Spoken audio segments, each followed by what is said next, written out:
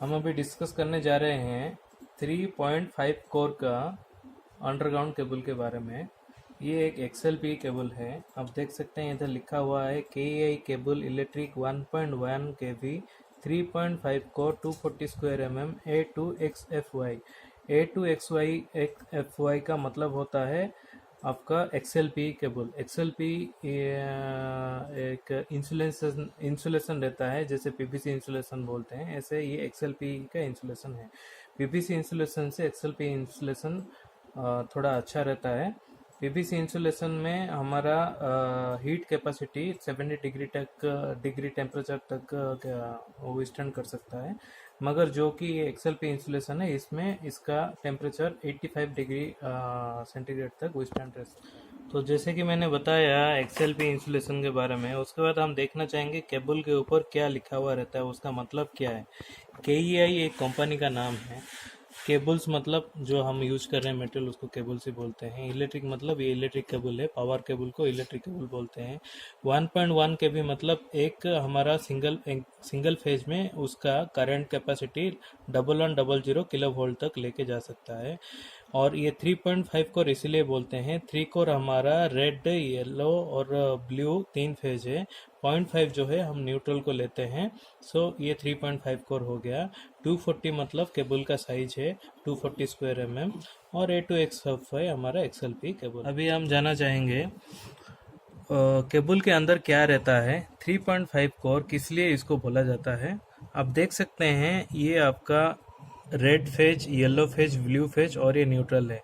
जो कि आप देख सकते हैं रेड, येलो और ब्लू ये तीनों का साइज सेम है, मगर ये ब्लैक 50% साइज है। क्यों ना, न्यूट्रल एक अर्थिंग टाइप का है जिसमें हम करंट पास नहीं कराते हैं। न्यूट्रल हमारा ट्रांसफार्मर से आता है और ये जस्ट लाइक एक अर्थिंग रहता है, अर्थिंग बोलते हैं उसको। और ये रेड, येलो, ब्लू के थ्रू हम करंट पास कराते हैं। तो ये 3.5 कोर आप देख सकते हैं। तो ये तीनों, ये सभी मिला के 240 स्क्वायर mm केबल है। इसका केबल में क्या क्या मटेरियल यूज होता है और क्यों यूज होता है और किस लिए यूज होता है। तो मेन है हमारा ये कंडक्टर।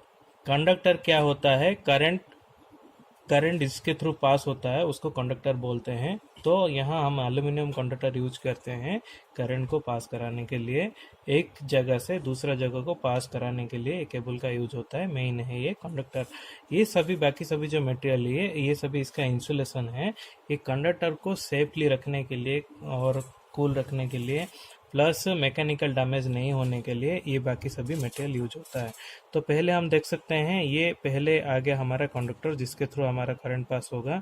उसके बाद ये जो red colour, yellow colour, blue colour और ब्लैक कलर देख रहे हैं ये इंसुलेशन है। इंसुलेशन क्या होता है, एक दूसरे को कॉन्टैक्ट नहीं आएगा, क्योंकि अगर ये दोनों का कॉन्टैक्ट आसपास आ गया तो केबल ब्लास्ट होने का चांसेस रहता है। ड्यू टू दैट ये इंसुलेशन यूज किया जाता है। उसके बाद ये आता है हमारा इंसुलेशन स्क्रीन।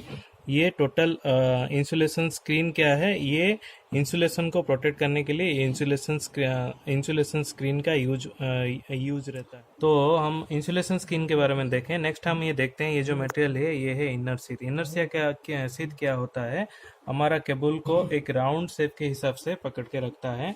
जहाँ हम लोग मतलब जहाँ मैकेनिकल डैमेज होने का चांसेस नहीं रहता है तो यहाँ तक ही मेटल यूज होता है। जहाँ मैकेनिकल डैमेज होने का चांसेस रहता है, ये इनर शीथ के बाद ये आता है आर्मरिंग। आर्मरिंग क्या होता है, जैसे पत्थर कुछ गिरा या कुछ हैवी मटेरियल कुछ गिरा तो ये केबल को प्रोटेक्ट करता है और यहाँ कंडक्टर को कुछ डैमेज नहीं होने का चांसेस रहता है।